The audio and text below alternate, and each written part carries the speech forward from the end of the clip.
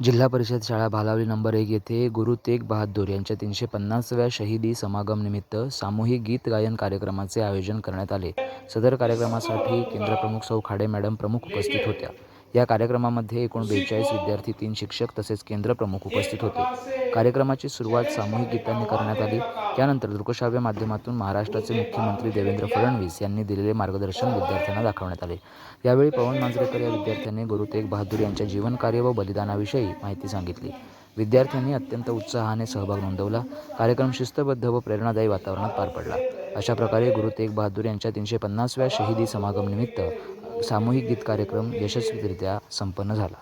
सभी धर्मावलंबी लोगों के लिए जिनको उस समय औरंगजेब प्रताड़ित कर रहा था और चाहता था पूरा हिंदुस्तान मुसलमान बन जाए, सब लोग अपना धर्म छोड़ दे, इस प्रकार की जिस समय जबरदस्ती हो रही थी और ऐसे समय औरंगजेब ये जानता था कि कश्मीरी हे शीख पंथाचे 9वे गुरु होते, ज्यांच्या व्यक्तिमत्वात अध्यात्म आणि शौर्य यांचा विलक्षण संगम दिसतो।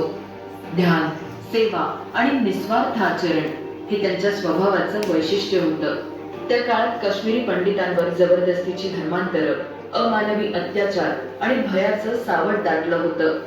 संरक्षणासाठी ते जेव्हा गुरु तेग बहादूर साहिबजी यांच्याकडे आले, तेव्हा गुरुजींनी स्पष्ट सांगितलं की औरंगजेबाला जाऊन निरोप द्या। जर तो माझं धर्मांतर करू शकला तर बाकीचे हिंदू लोक देखील धर्मांतर करायला तयार होतील। मानवतेची ही लढाई त्यांनी निर्धाराने स्वीकारली।